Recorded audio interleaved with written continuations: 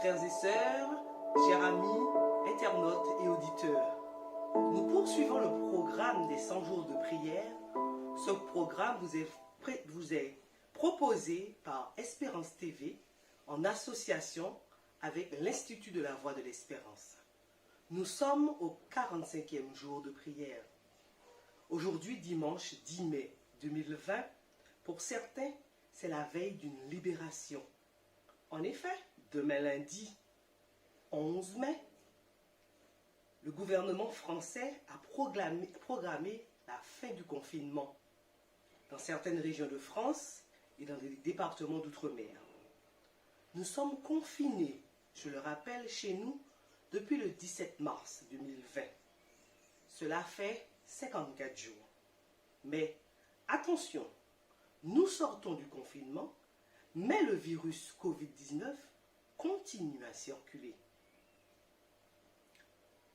Faisons donc tout avec l'aide de Dieu pour continuer à respecter les gestes barrières que nous connaissons tous et à nous protéger. Redoublons de vigilance et de prière. Nous nous retrouvons donc aujourd'hui autour de notre méditation qui a pour titre « Le ministère de Jésus ». Ouvrons notre Bible et lisons dans Hébreux 4, versets 14 à 16. Je répète, Hébreux 4, versets 14 à 16. Je lis, « Ainsi, puisque nous avons un grand souverain sacrificateur qui a traversé les eaux, Jésus, le Fils de Dieu, demeurons fermes dans la foi que nous professons. Car nous n'avons pas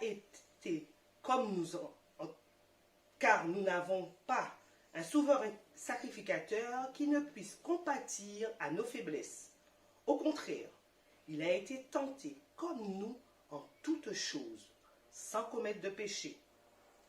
Approchons-nous donc avec assurance du trône de la grâce, afin d'obtenir miséricorde et de trouver grâce pour être secourus dans nos besoins. » Fin de citation.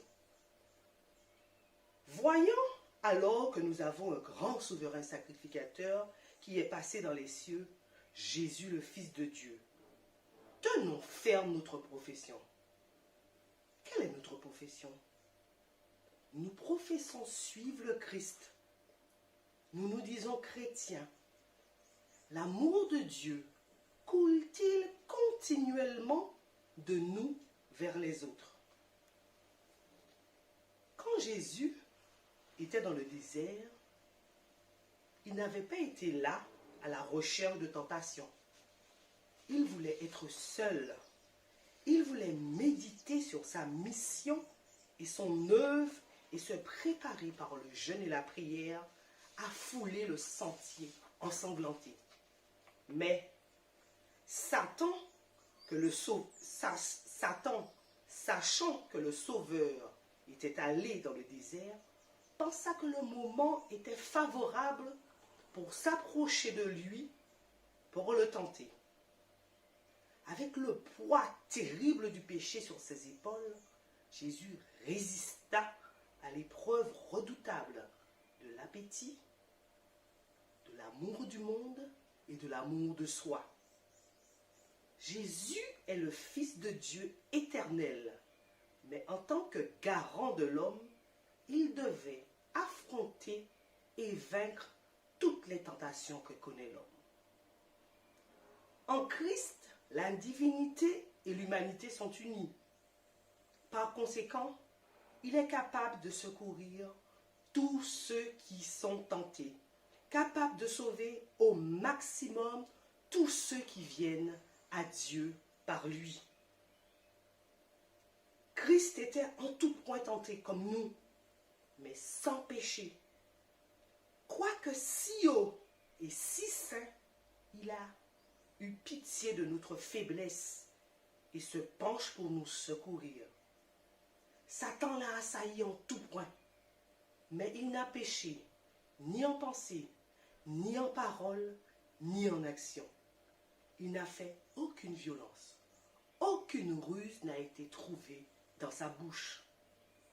Si nous, soldats du Christ, en ce temps de pandémie virale Covid-19 et dans toutes les situations difficiles, si nous regardons fidèlement à notre capitaine, notre grand souverain sacrificateur, Jésus-Christ, pour suivre ses ordres, nous aurons du succès dans la lutte contre le péché.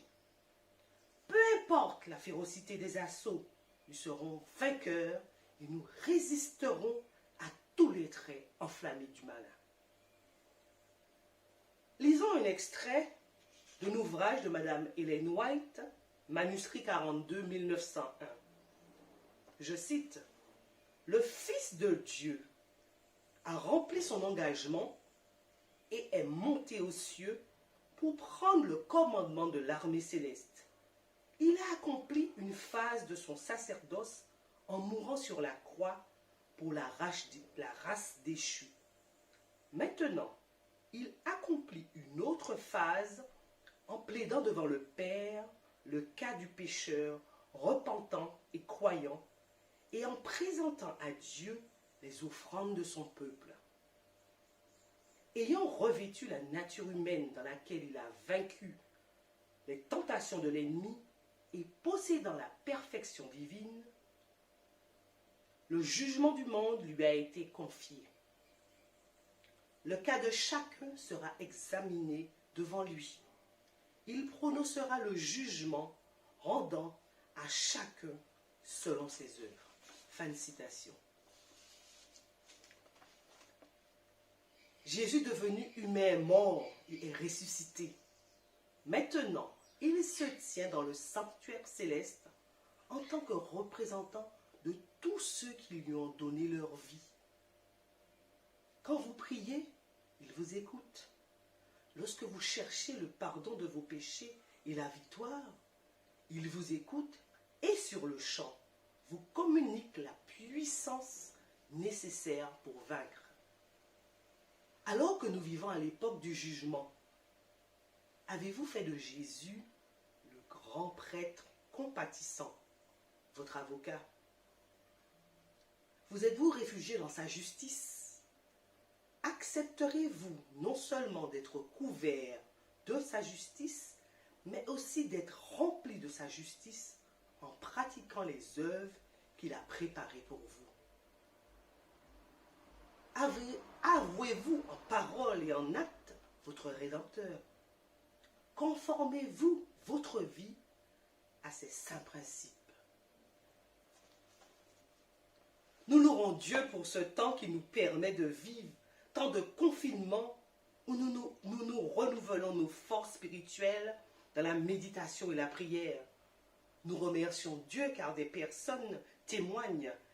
Et Cheryl nous dit que les 100 jours de prière lui ont permis de renforcer sa foi en ces temps difficiles. Rose nous rapporte que pendant cette pandémie, son groupe de prière est devenu plus vivant. Et elle dit, nous avons plus de temps pour prier ensemble virtuellement au téléphone, sur les réseaux sociaux. Glorifions Dieu pour tous ces témoignages et réclamons-nous des promesses qui se trouvent dans la parole de Dieu. Je vous invite à prendre connaissance des sujets de prière pour aujourd'hui. Prions pour les sans-abri de toutes les régions du monde qui dépendent de l'aide de la population en général à travers les différentes associations, mais qui sont maintenant dans un besoin désespéré à cause des fermetures. Prions pour les personnes âgées qui ne peuvent pas communiquer avec leur famille pendant cette crise. Prions pour celles qui luttent contre la démence et qui sont très désorientées pendant cette période. Prions pour les mariages qui sont actuellement sous une pression supplémentaire. Prions pour que les conjoints en difficulté trouvent la guérison, l'aide et l'humilité en se concentrant sur Jésus. Je vous invite à incliner la tête et à prier avec moi. Merci Seigneur pour ton amour. Merci Seigneur pour ta bonté.